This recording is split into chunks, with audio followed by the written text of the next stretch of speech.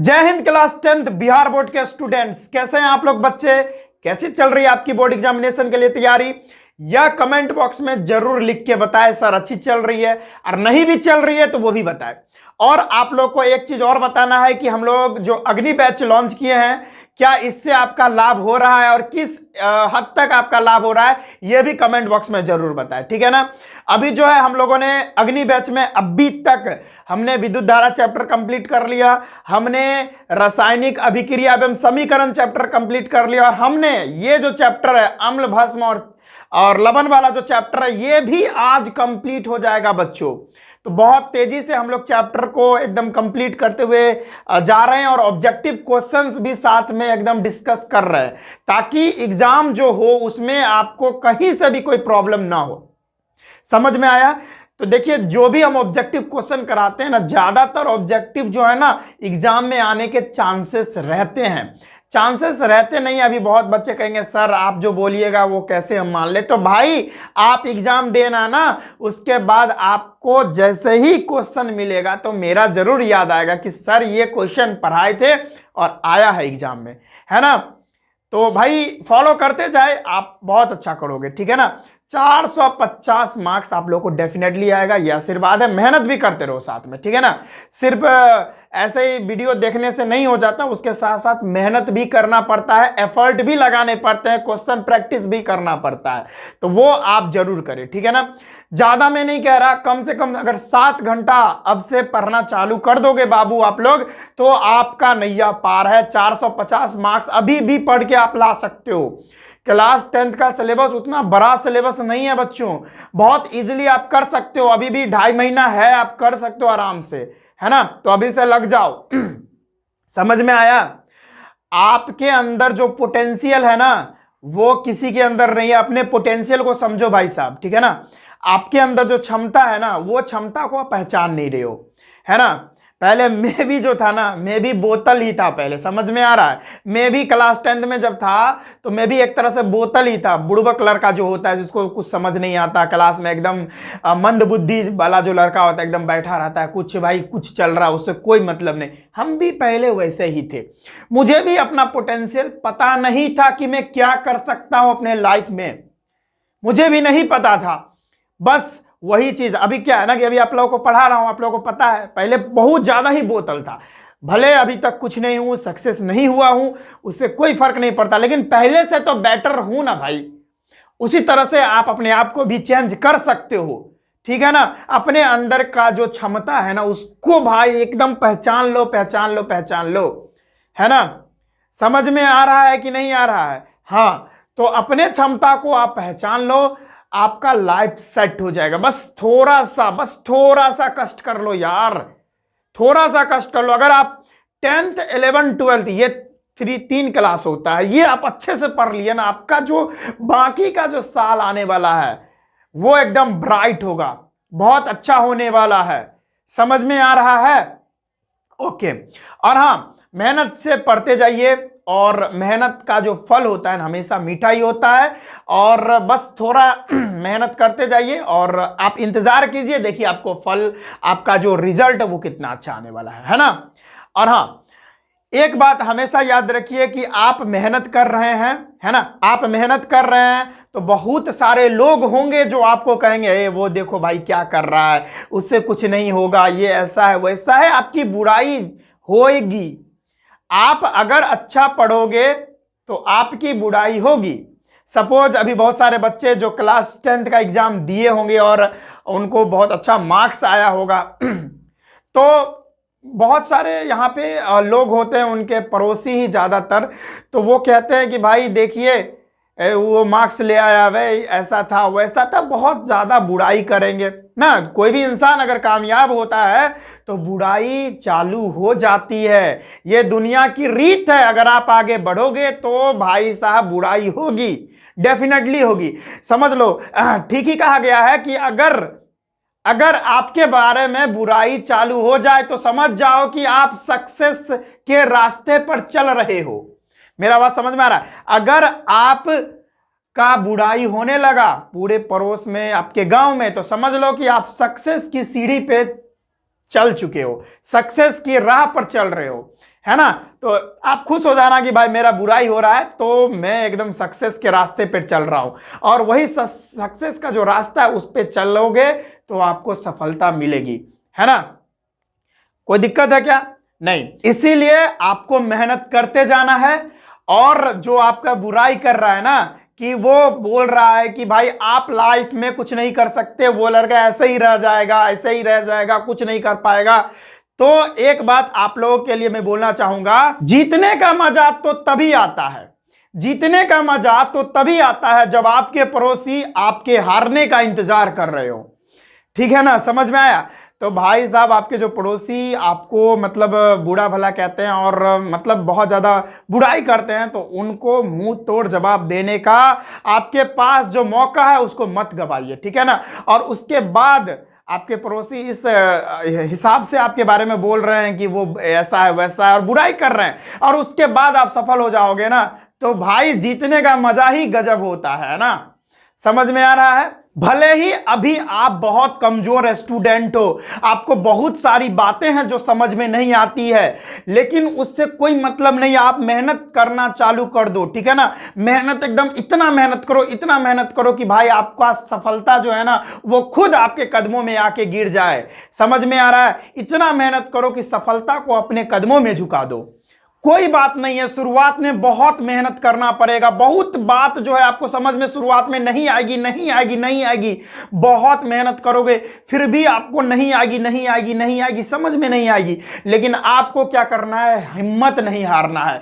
आपको डेली क्या करना है, आपको डेली आईने के सामने खड़ा होना है और अपने आप से बस एक ही बात कहना है। वो क्या कहना है, सुन ले भाई, जो आज सपने में है कल वो हकीकत में होगा। जो आज सपने में है कल वो हकीकत में होगा, और जो आज अपनी औकात में नहीं है कल अपने जेब में होगा। जी हां बच्चों, आईने के सामने रोज यही बात अपने आप से करना है आप लोगों को, इससे हिम्मत मिलेगा आप लोगों को, ठीक है। मोटिवेट होगे आप, डेली आईने के सामने बैठ के खड़ा होके यही बात कहना है। समझ में आया। तो आज मैं कुछ ज्यादा ही आप लोगों को मोटिवेट कर दिया। तो चलिए, तो मेरी बातें आप लोगों को ध्यान में रखना है आप लोगों को, तभी आप लोग मोटिवेट रह पाओगे और अपने लाइफ में बहुत अच्छा स्टेप ले सकते हो, ठीक है ना। क्योंकि आप लोगों को पता है, जो बैक बेंचर्स होते हैं, यानी जो स्टूडेंट जो पीछे बैठते हैं और जो स्टूडेंट उतनी पढ़ाई नहीं करते, जो स्टूडेंट उतने पढ़ाई में अच्छे नहीं होते, वही लाइफ में आगे चलकर बहुत ही अच्छा करते हैं, है ना। तो चलिए आज का हम टॉपिक स्टार्ट करते हैं। कुछ ज्यादा ही मोटिवेट कर दिया आप लोगों को, तो मेरा बात भूलिएगा नहीं। समझ में आया। हाँ चलिए, तो आज का हम टॉपिक शुरू करते हैं। आज का टॉपिक क्या है, पीएच स्केल। और हाँ बच्चों, आज हम लोग अपना ये जो चैप्टर है अम्ल भस्म और लवण वाला, ये चैप्टर भी पूरी तरह से कंप्लीट करने वाले हैं। और अगला जो वीडियो आएगा उसमें हम लोग अम्ल भस्म और जो लवण चैप्टर है इसका हम इंपॉर्टेंट ऑब्जेक्टिव क्वेश्चन भी करेंगे, जो एकदम 100 में 100 चांसेस है आने का, है ना। हमने बहुत सारा क्वेश्चन ऐसे भी करवाए हैं, यानी जैसे अम्ल भस्म में तो नहीं करवाया हूं, रासायनिक अभिक्रिया एवं समीकरण में जो क्वेश्चन कराया हूं, जो विद्युत धारा में क्वेश्चन कराया हूं, तो जो अभी 10th का जो उसके स्कूल में जो एग्जाम चल रहा है उसमें बहुत सारा क्वेश्चन मिल गया है ना। वो भी एग्जाम जो स्कूल में भी हो रहा है, वो भी एग्जाम जो है ना वो बोर्ड के द्वारा जो है वो क्वेश्चन भेजा जाता है ना। समझ में आ रहा है। तो देखिए भाई, मेरा बहुत सारा क्वेश्चन मिल गया है, तो मैं ये पूरा प्रूफ करके कह सकता हूं, पूरा मतलब ये कह सकता हूं कि भाई बहुत सारे क्वेश्चन जो है वो मिलने वाले हैं, ठीक है। तो फॉलो करते जाइए, एकदम अच्छा मार्क्स आने वाला है। तो चलिए, पीएच स्केल क्या होता है देखिए, समझना आप लोगों को। किसी विलयन में उपस्थित H+ आयन की सांद्रता ज्ञात करने के लिए एक स्केल विकसित किया गया, जिसे हम लोग पीएच स्केल कहते हैं। मतलब कहने का मतलब यह है कि एकदम सिंपल और सरल भाषा में हम बोले तो देखिए, किसी विलयन में H प्लस की सांद्रता कितना है, यानी किसी विलयन में H प्लस का कॉन्सेंट्रेशन कितना है, या एक और सिंपल भाषा में कहिए तो किसी विलयन में H प्लस आयन की संख्या कितनी है, इसको मापने के लिए, इसको पता करने के लिए एक स्केल का विकसित किया गया, उसे ही पीएच स्केल कहते हैं। समझ में आया बच्चों? मैंने आपको कल पढ़ाया भी था, किसी विलयन के अंदर जितना ज्यादा H प्लस आयन रहेगा, किसी विलयन के अंदर जितना ज्यादा H प्लस आयन रहेगा वो उतना ही ज्यादा अम्लीय गुण का रहेगा, वो उसके अंदर उतना ही अम्ल वाला गुण यानी नेचर रहेगा। यानी किसके अंदर, किसी विलयन के अंदर जितना ज्यादा H प्लस आयन है वो उतना ही ज्यादा स्ट्रॉन्ग एसिड है, उतना ही ज्यादा प्रबल अम्ल है। ठीक है ना, ये बात समझ में आना चाहिए आप लोगों को। ठीक है, तो देखिए यहां पर पीएच कहने का क्या मतलब हुआ, पीएच कहने का मतलब हुआ पोटेंशियल ऑफ हाइड्रोजन। इंग्लिश बोल दिए सर, हिंदी भी बता रहे हैं। पीएच का मतलब होता है हाइड्रोजन की क्षमता या शक्ति, हाइड्रोजन की क्षमता या शक्ति, पीएच का यही मतलब हुआ। और पीएच को एज पोटेंस ऑफ हाइड्रोजन भी बोलते हैं, तो जानकारी के लिए मैं बता दिया हूं। तो चलिए यही है पीएच स्केल, है ना, यही है हम लोगों का पीएच स्केल। और अगर बात करोगे तो हम इमेज भी दिखा देते हैं, चलिए एक इमेज भी दिखा देते हैं। ये रहा इमेज आपके सामने, देखिए इसी तरीके से पीएच स्केल होता है, जो जिसके अंदर मतलब जिस विलयन के अंदर जितना ज्यादा H प्लस का कॉन्सेंट्रेशन रहेगा, है ना, वही तो हमारा पीएच स्केल दिखाता है। तो देखिए पीएच स्केल आपने देखा। अब देखिए ये रहा हम लोगों का पीएच स्केल, जहां पर अगर किसी का पीएच मान 7 आ जाता है, तो देखिए किसी का पीएच मान अगर 7 आ जाता है तो वह उदासीन होता है। वो विलयन कैसा होता है, उदासीन होता है। मैं क्या बोला, किसी विलयन का पीएच अगर 7 आ जाए, किसी विलयन का पीएच मान 7 आ जाए तो वो कैसा है, उदासीन है, यानी वो न्यूट्रल है, ना तो वो अम्ल है ना ही भस्म है, वो न्यूट्रल है, वो कैसा है, उदासीन है। समझ में आ गया बच्चों, गुड। अब देखो अगर किसी विलयन का पीएच मान 7 से कम हो गया तो क्या होगा सर, यानी किसी विलयन का पीएच मान अगर 7 से भी कम हो गया तो वो जो विलयन होगा ना वो अम्लीय गुण का होगा, यानी उसके अंदर अम्ल वाला नेचर होगा, यानी वो क्या होगा, अम्ल होगा। एक बात समझ लो तो, ठीक है, यानी अगर पीएच से, अगर किसी विलयन का पीएच 7 से भी कम हो गया, यानी 6 हो गया, 5 हो गया, 4 हो गया, 3 हो गया, 2 हो गया, 1 हो गया, 0 हो गया, तो वो क्या होगा, वो अम्लीय होगा, यानी अम्ल होगा। वो इधर वाला क्या है भाई, अम्ल है। और अगर पूछ दिया जाए कि अगर 7 से ज्यादा पीएच हो जाए, 7 से ज्यादा पीएच हो जाए, यानी 8 हो जाए, 9 हो जाए, 10 हो जाए, 11 हो जाए, 12 हो जाए, 13 हो जाए, 14 हो जाए, तब सर, तब क्या होगा, तो भाई अगर 7 से ज्यादा हो गया ना तो वो क्षारीय हो जाएगा, वो विलयन हमारा कैसा हो जाएगा, क्षारीय हो जाएगा या भस्मीय हो जाएगा। समझ में आया?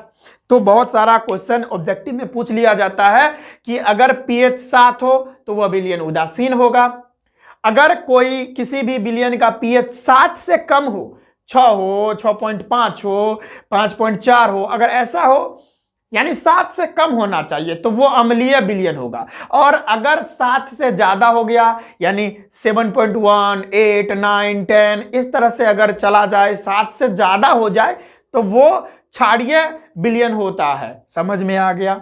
ओके, अब छोटा सा बात और समझिए कि अगर 7 से नीचे आ रहा है तो अम्लीय गुण बढ़ रहा है, तो इधर हम जितना आते जाएंगे तो उतना H प्लस आयन क्या होता जाएगा, बढ़ता जाएगा, क्योंकि जितना ज्यादा H प्लस उतना ज्यादा अम्ल।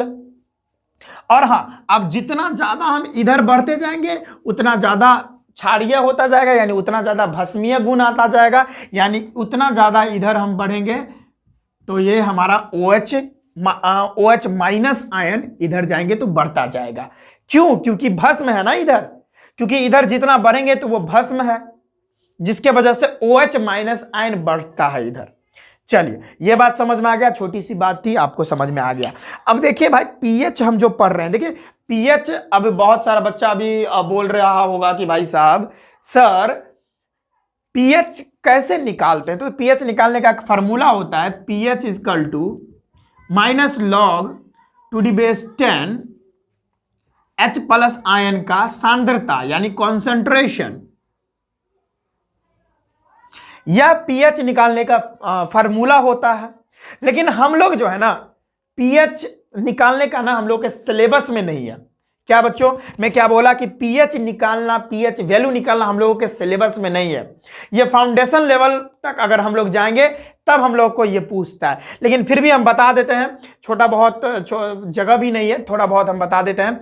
अगर मान के चलिए किसी का जो सांद्रता है, H प्लस आयन का जो सांद्रता है वो अगर 10 पर पावर -6 अगर हो जाए तो कैसे निकालोगे भाई? तो पीएच निकलता है, पीएच बराबर होता है -log(10) H प्लस का कॉन्सेंट्रेशन। तो पीएच देखो भाई इधर जगह ही नहीं है। मैं एक काम करता हूं, आप यहां तो लिख लिए होंगे तो मैं इसको मिटाता हूं फिर आगे बताता हूं, क्योंकि ये करना पड़ेगा तो मेरे को मिटाना तो पड़ेगा। ये मिटा दिया मैं, पीएच का स्केल जो बनाया था वो मिटा दिया हूं।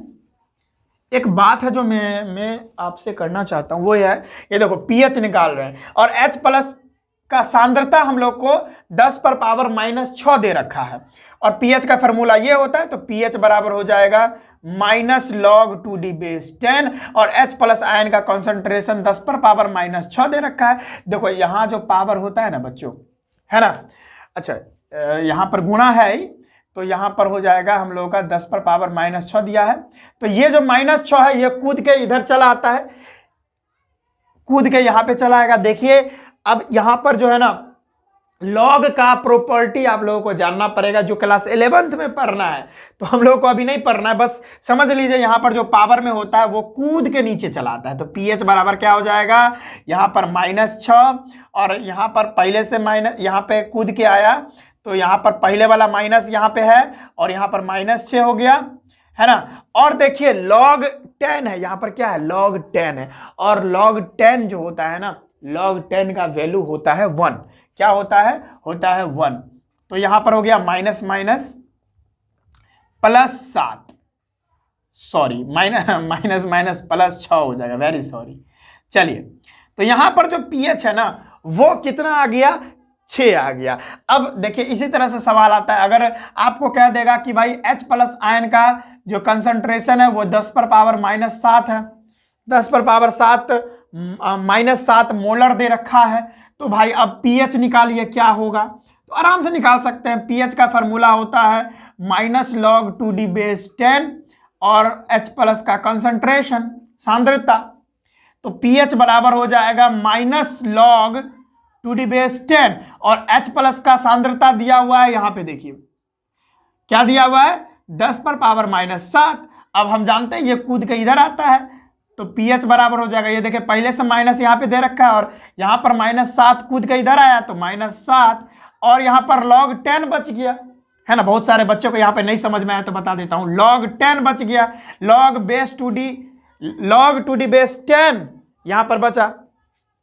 तो ये देखो ये पूरा का वैल्यू जो है ना वो 1 के बराबर होता है। किसके बराबर होता है, 1 के बराबर होता है। तो लिख दो पीएच बराबर हो जाएगा माइनस माइनस +7 और यहाँ गुना है और यहाँ पर 1 है तो उसका तो कोई मतलब ही नहीं है, तो पीएच हमारा 7 हो जाएगा।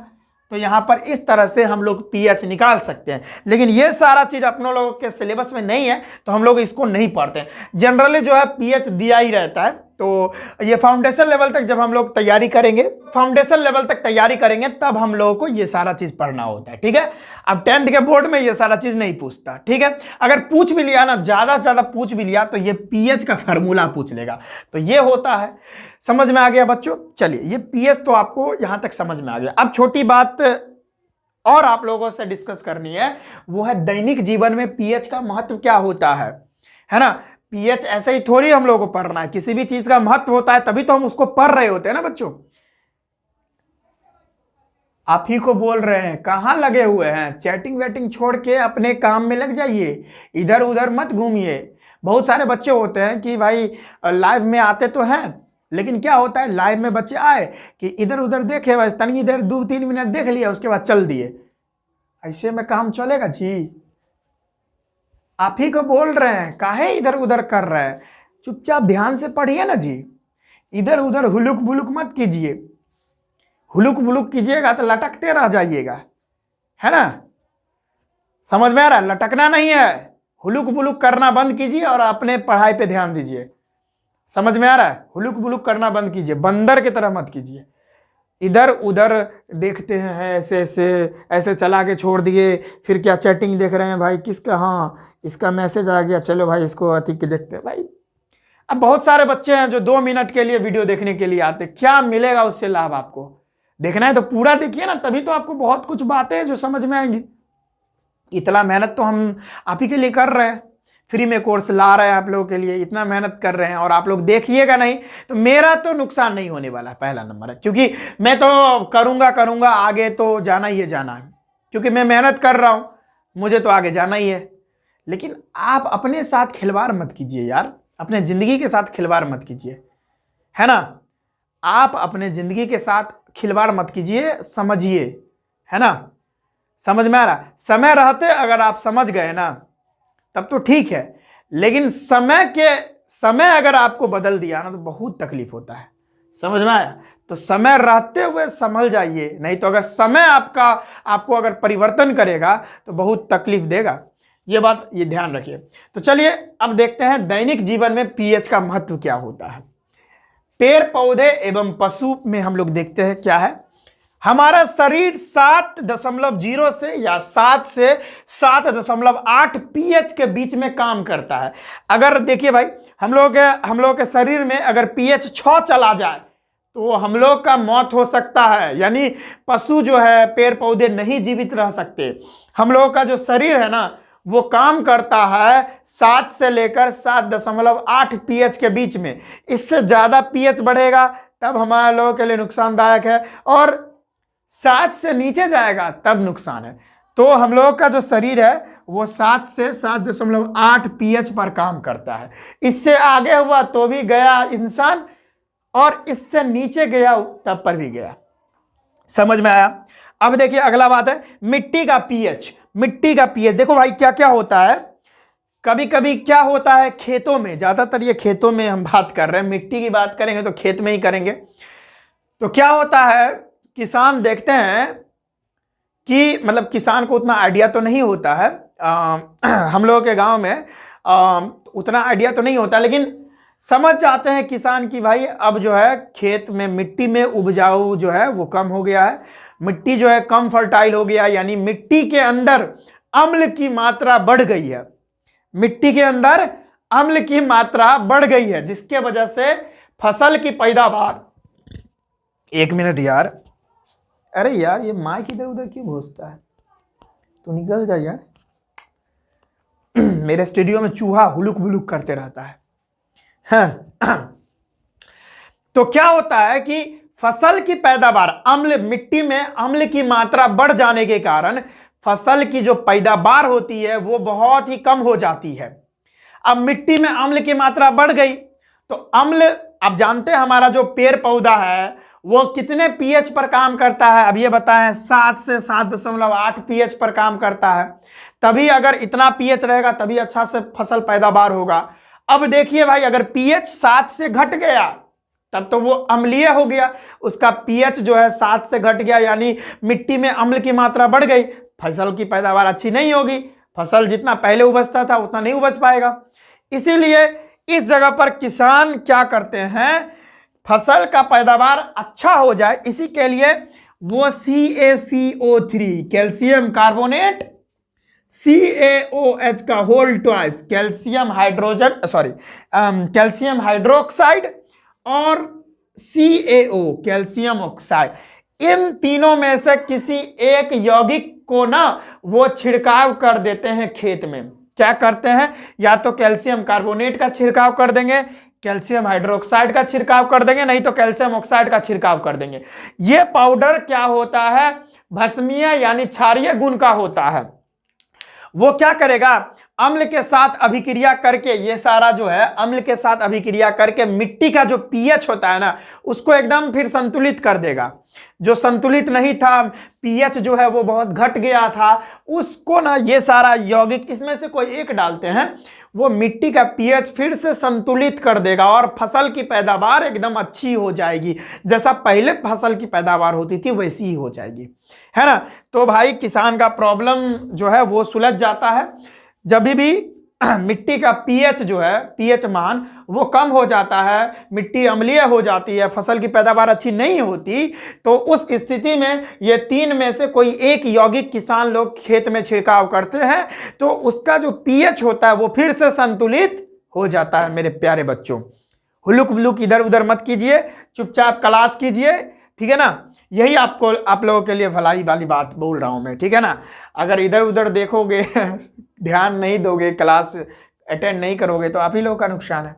तो चले, ये सारी बात आई थिंक आपने नोट कर लिया होगा। छाप लो भाई, जल्दी से छाप लो।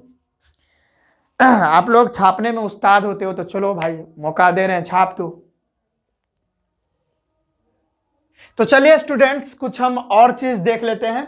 जैसे हमारे पाचन तंत्र में पीएच का जो मान होता है, यानी पीएच का क्या महत्व है। देखिए, हमारा जो अमाशय होता है ना, हमारा जो पेट होता है, उसमें हाइड्रोक्लोरिक अम्ल का निर्माण होता है। क्या होता है, हमारे पेट में हाइड्रोक्लोरिक का निर्माण होता है। जो हाइड्रोक्लोरिक एसिड जो होती है वो क्या करता है, हमारे पेट में जो भी खाना है, फूड है, उसको पचाने का काम करता है, ठीक है। अगर आप बायोलॉजी पढ़ोगे तो आपको पता चलेगा, रियल में हमारा जो खाना होता है, अमाशय, उसको क्या करता है, उसको एसिडिक मीडियम प्रदान करता है। यानी हम जो खाना खाए तो हम लोगों का जो लार है, लार वो क्या होता है, वो भस्मीय नेचर का होता है, क्षारीय होता है। तो खाना एकदम आया हमारे ओइसोफेगस से हमारे पेट में, तो खाना अम्लीय रहता है, सॉरी क्षारीय रहता है। तो हमारे अमाशय में मौजूद है हाइड्रोक्लोरिक अम्ल, जो कि अम्लीय होता है, खाना को भी अम्लीय बना देता है, ठीक है। तो जाहिर से समझ लो भाई कि हमारा जो अमाशय होता है ना, उसमें हाइड्रोक्लोरिक एसिड का काम खाना को पचाना होता है। लेकिन क्या होता है, कभी कभी हम क्या करते हैं, भोज में जाते हैं, फ्री का जो खाना रहता है, ठेल ठेल के एकदम खा लेते हैं बढ़िया से। अब पेट में नहीं जगह है, फिर भी ठूस ठूस के खा रहे हैं। भाई फ्री का माल है, जाने दो भाई, आजे भर तो खाएंगे। तो उसके कारण क्या होता है, बहुत ज़्यादा खाना खा लेते हैं, तो बहुत ज़्यादा अम्ल हमारे अमाशय में बन जाता है।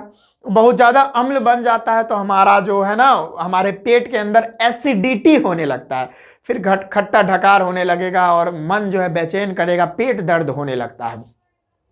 तो भाई गलती करोगे तो होगा ही, समझ में आ रहा। लेकिन अगर ऐसा हो जाए, हमारे पेट में एसिडिटी बनने लगे, हमारा पेट में अम्ल की मात्रा बढ़ जाए, यानी हमारे पेट में जो पीएच था वो कम हो गया, हमारे पेट में जो पीएच था वो एकदम कम चला गया, तो पेट में एसिडिटी बन गया, तो उसको हटाने के लिए हम लोग बेकिंग सोडा का इस्तेमाल कर सकते हैं, खा सकते हैं।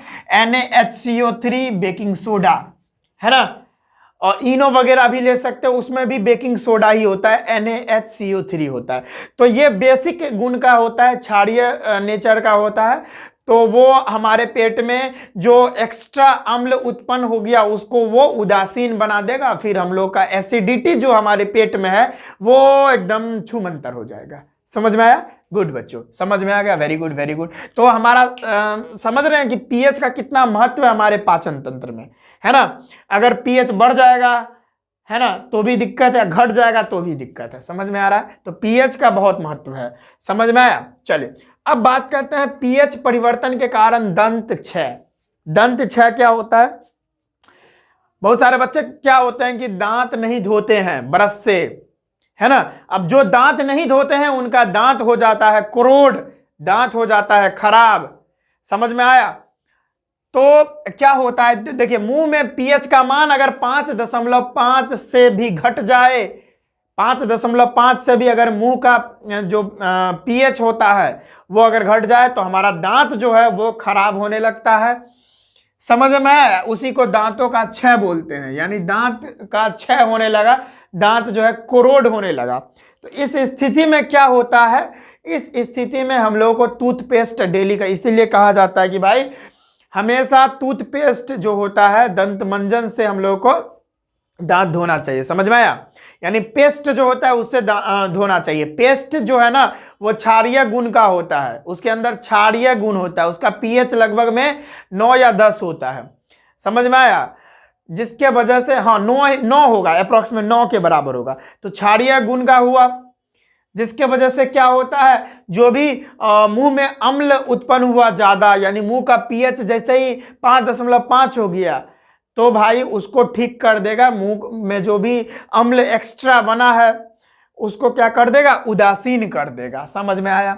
एक और बहुत इंपॉर्टेंट बात बता रहे हैं, दांतों का जो एनामल होता है, दांतों का जो एनामल होता है जिसको हम कैल्शियम फॉस्फेट बोलते हैं, हमारा दांत का जो एनामल है, जो हमारे शरीर में सबसे मजबूत भाग होता है, हमारे शरीर का सबसे मजबूत भाग हमारे दांतों का एनामल होता है, जो कैल्शियम फॉस्फेट से मिलकर बना होता है, Ca3PO4 का होल ट्वाइस। समझ में आया?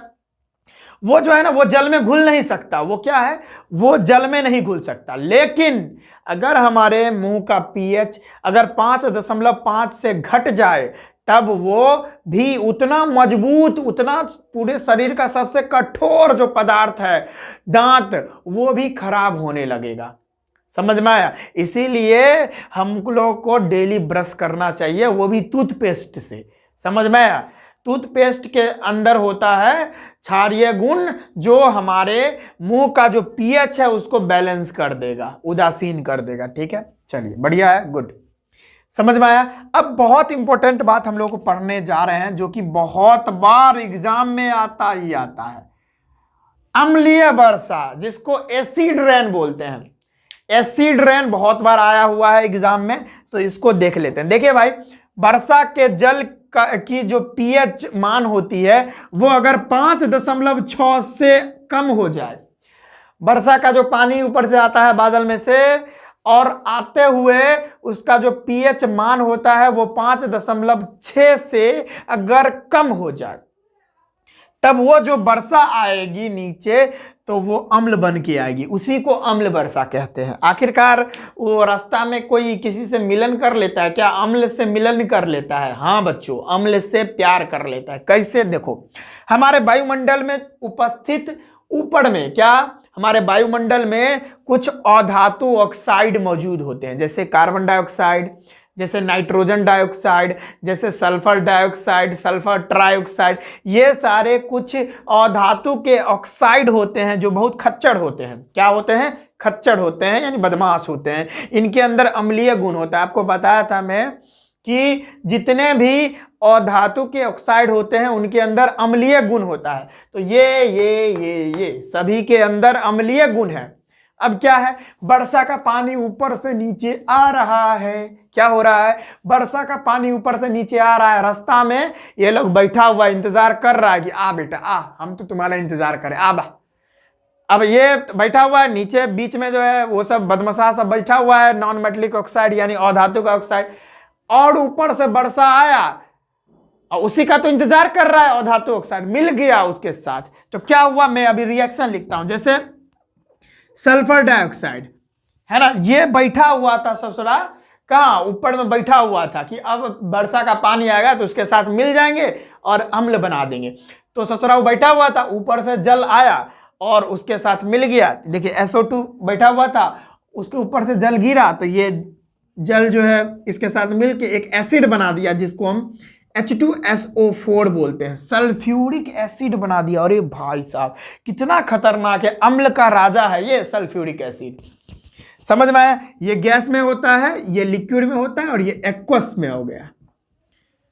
एक्वस बोले तो किसी भी पदार्थ का जो जलीय विलयन होता है उसी को हम एक्वस सॉल्यूशन बोलते हैं। तो देखिए ये अम्ल बना दिया, अब यही अम्ल नीचे गिरेगा तो उसी को अम्लीय वर्षा बोलते हैं। जैसे और भी एग्जांपल हम दे रहे हैं, जैसे CO2, यह भी अधातु का ऑक्साइड है और बैठा हुआ है, ऊपर से जल गिरा, वो उसके साथ मिल गया, किसके साथ? जल के साथ, और एक एसिड बना लिया जिसको बोलते हैं H2CO3, इसको कार्बोनिक अम्ल बोलते हैं।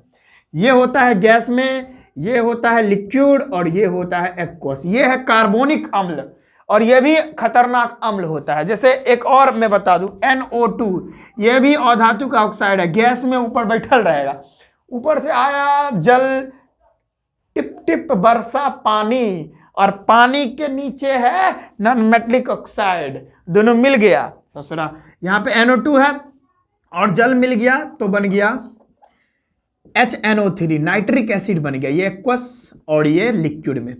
अरे भाई साहब, तो देख रहे खतरनाक खतरनाक अम्ल बन रहा है, क्या खतरनाक खतरनाक अम्ल बन जा रहा है। तो भाई इसी को तो अम्ल वर्षा कहते हैं। अब समझ लो भाई, ये इतना खतरनाक खतरनाक अम्ल बरस रहा है ऊपर से नीचे, हम लोग के स्किन पे पड़ेगा तो क्या होगा, समझ में आ रहा है? कैंसर होगा भाई, कैंसर होगा, हाथ जल जाएगा, है ना। खैर अगर हम बात करें तो ये जो भी एसिड हैं जो ऊपर से नीचे आते हैं तो उतना भी खतरनाक नहीं होते, लेकिन बार बार अगर हम इस तरह का जो है ये सारा जो पानी है वो अगर नदी में जाएगा, पोखर में जाएगा, तालाब में जाएगा, है ना, खेत में जाएगा, तो भी खेत में जो भी उपजता है वो अच्छे से उपज नहीं पाएगा। ठीक है ना, समझ में आया? चलिए, और तो भाई ये सब को रिड्यूस करने के लिए, ये सब को कम करने के लिए क्या है, फैक्ट्री जो इतना ज़्यादा हम लोग उसको प्रमोट कर रहे हैं, तो फैक्ट्री वगैरह उतना ज़्यादा नहीं करना चाहिए। ठीक है ना, अब क्या कर सकते हैं भाई, ये सब को रोक भी तो नहीं सकते, है ना। तो कंट्रोल बस एक ही तरीका है कि ज़्यादा से ज़्यादा पेड़ लगाना चाहिए, फैक्ट्री को कम मतलब एस्टेब्लिश करना चाहिए, बस यही सबसे रोका जा सकता है ना। अब क्या है कि अब पोखर में नदी में अगर ये पानी जाएगा तो वो पानी भी अम्लीय हो जाएगा, तो उसके अंदर जो जलीय जीव रहते हैं, मछली, कछुआ और भी जो जलीय जीव हैं वो तो मरने लगेंगे, क्योंकि नदी और नाला, तालाब, समुद्र नहीं, उतना बारिश थोड़ी होती है, तो मैं नदी और तालाब की बात करूंगा तो उसमें उसका पीएच जो है वो घट जाएगा, तो उसके अंदर जो भी मछली है वो सब मरने लगेंगे। तो उसके पीएच को हम बैलेंस करने के लिए हम लोग नदी में क्या छिड़काव कर देते हैं, कैल्शियम कार्बोनेट का छिड़काव कर देते हैं, और ये जो है ना ये क्षारीय गुण का होता है, जो भी अम्ल रहेगा उसमें उसको उदासीन कर देगा। तो भाई आराम से जो है पीएच एकदम संतुलित हो जाएगा, तो उसके अंदर जो भी जीव जंतु रहेंगे वो एकदम आराम से रह पाएंगे। तो भाई ये होता है पीएच का महत्व, तो इसको नोट कर ले और हूबहू आप यही लिख सकते हैं, बहुत काम की चीज है, इसको नोट कर ले भाई। और अम्ल वर्षा तो बहुत इंपॉर्टेंट है, बहुत बार पूछा भी है, और बिहार बोर्ड में एक ऑब्जेक्टिव में ये भी पूछा हुआ था, जो हमारा जो टूथपेस्ट होता है उसका पीएच जो है वो कितना होता है, तो उसका पीएच 9 के लगभग में होता है, यानी क्षारीय होता है। तो ये पूछा गया था ऑब्जेक्टिव में एक बार, तो मैं बता दिया। तो चलिए इस सबको नोट कर लीजिए, फिर हम आगे बढ़ रहे हैं।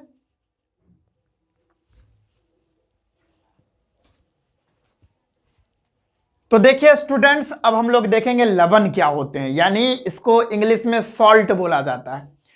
देखिए सभी सॉल्ट को हम लोग नहीं खाते हैं, जो नमक हम लोग खाते हैं वो साधारण नमक होता है, NaCl, सोडियम क्लोराइड होता है, सभी नमक को नहीं खाया जाता है। ठीक है, कुछ नमक ऐसे भी होते हैं जिनके अंदर अम्लीय गुण होता है, कोई अम्ल ऐसा होता है जो भाई जिसके अंदर क्षारीय गुण होगा, और कोई कोई अम्ल जो होता है वो, ज्यादातर अम्ल जो है ना वो न्यूट्रल होता है, उदासीन होता है, लेकिन कुछ लवण जो है अम्ल भी होते हैं उनके अंदर, और कुछ लवण ऐसे होते हैं जिनके अंदर क्षारीय गुण भी होता है, सभी देखेंगे अभी। देखिए लवण क्या होता है पहले ये जानते हैं। धातु अम्लों से हाइड्रोजन परमाणुओं का हाइड्रोजन गैस के रूप में विस्थापित करती है और तब एक यौगिक बनती है, वही यौगिक लवण कहलाती है। मैं बताता हूं, देखो जैसे देखो जैसे कैसे बताऊं मैं, जिंक है ना, जिंक, और यहां पर रह गया CuSO4, है ना। अब देखो क्या होगा, है ना। अच्छा एक बात है कि अम्लों में से ना, तो अम्ल लेना पड़ेगा मेरे को, तो HCl ले लेता हूं, ठीक है। चलो अब देखिए यह एक धातु है, और यहां पर एक देख रहे हो कि यहां पर एक क्या है, हाइड्रोजन है। तो धातु यहां पर हाइड्रोजन को एक लात मार के बाहर फेंकेगा, और ये बाहर जाएगा तो ये हाइड्रोजन गैस बन के उड़ेगा। अब ये जिंक जो है ना हाइड्रोजन को हटा दिया है, अब जाके खुद लग गया है, तो यहां पर बनेगा ZnCl2। ये धातु तो हाइड्रोजन निकलवा दिया, लेकिन अब जो एक यौगिक बनाना, वही यौगिक हमारा क्या होता है, लवण होता है। तो ये हमारा क्या है, लवण है। तो यही हमारा क्या होता है, लवण होता है।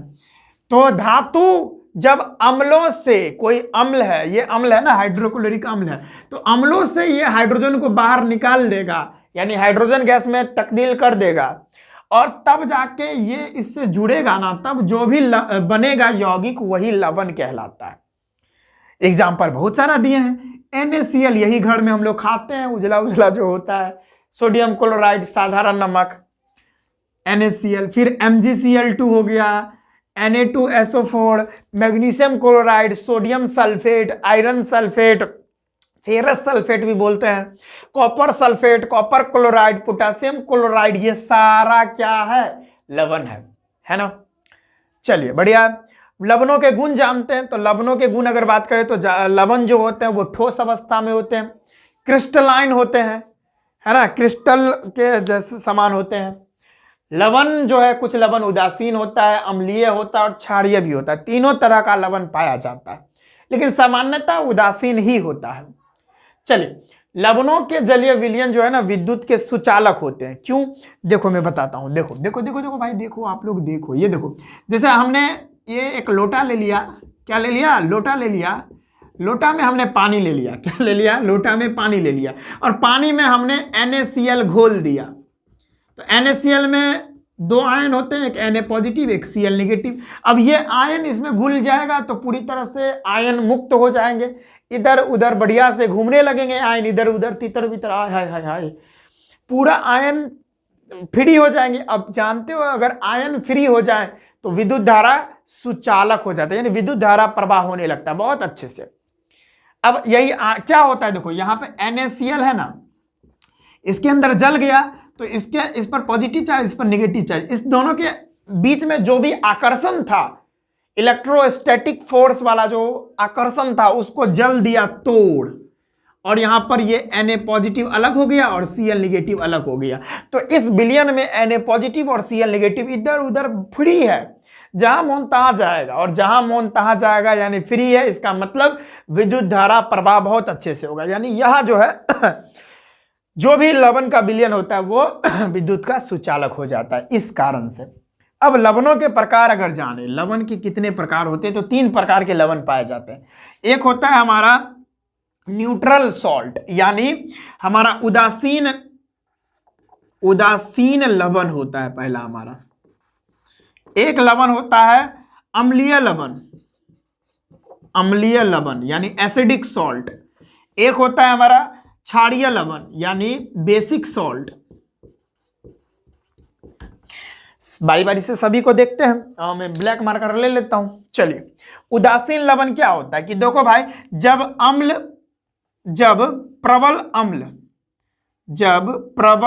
अम्ल प्लस में प्रबल भस्म, है ना, जब अम्ल भी प्रबल रहेगा और भस्म भी प्रबल रहेगा, और ये दोनों जब अभिक्रिया करेगा ना, तो ये देखो अम्ल और भस्म अभिक्रिया करते हैं तो लवण और जल बनाते हैं ना, तो प्रबल अम्ल रहेंगे और प्रबल भस्म रहेंगे, तब जाके जो लवण बनता है ना, वो लवण कौन होता है? उदासीन लवण होता है। जैसे एग्जांपल ले लूं, HCl, ये प्रबल अम्ल है, और प्रबल भस्म भी ले लेते हैं NaOH, ये भी प्रबल भस्म है, ये दोनों अभिक्रिया करेगा तो NaCl बनाएगा। कैसे? इस पर प्लस माइनस, तो प्लस वाला माइनस के साथ और माइनस वाला प्लस के साथ, तो NaCl प्लस में जल बना। तो यहां पर जो NaCl बनता है ना, इसका pH मान ना 7 होता है, और 7 जो भी होता है वो क्या होता है? उदासीन होता है। तो हमारा जो भी ये लवण है ना, ये उदासीन होता है, और उदासीन लवण का pH क्या होता है? 7 होता है। बढ़िया सर, ये समझ में आ गया। अब अम्लीय लवण क्या होता है? देखो भाई, जब प्रबल अम्ल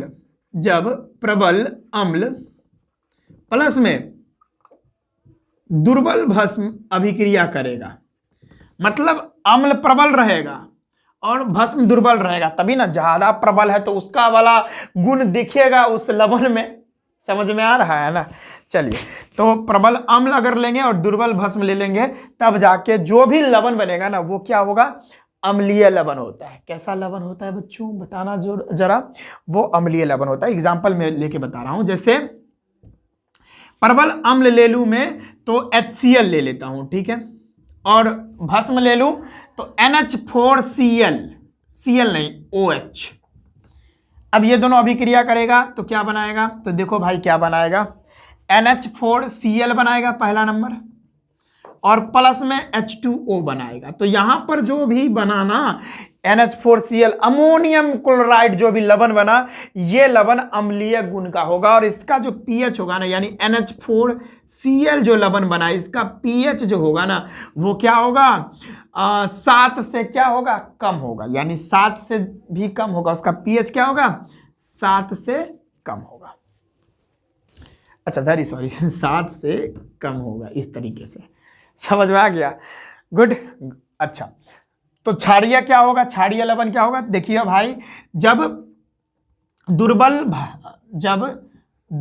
अम्ल, यानी जब कमजोर अम्ल अभिक्रिया करेगा किसके साथ, प्रबल भस्म के साथ, तब यहां पर जो भी लवण बनेगा वो हमारा क्षारीय लवण होता है। एग्जाम्पल जैसे CaOH का होल ट्वाइस, ये प्रबल, अच्छा ये अम्ल पहले ले लेते हैं, तो देखिए CO2 मैंने ले लिया, यह भी एक प्रकार का क्या है, ये भी एक प्रकार का अम्ल ही होता है CO2, और प्रबल भस्म हम ले लेते हैं CaOH का होल ट्वाइस। अब यहां पर जो बनेगा वो बनेगा CaCO3, और इसके अंदर जो भी, ये भी एक CaCO3 बनेगा और जल बनेगा।